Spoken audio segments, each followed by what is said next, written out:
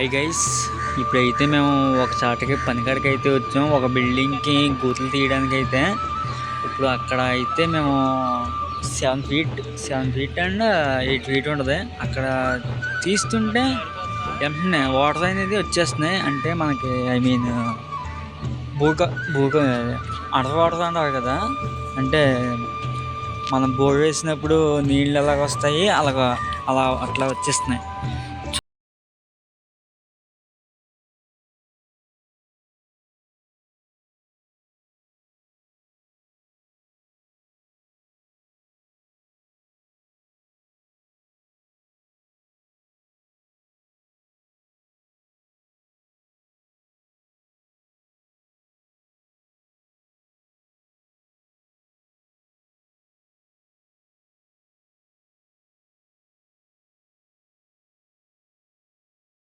ఇట్లనే వాటర్ పడిపోయినాయి.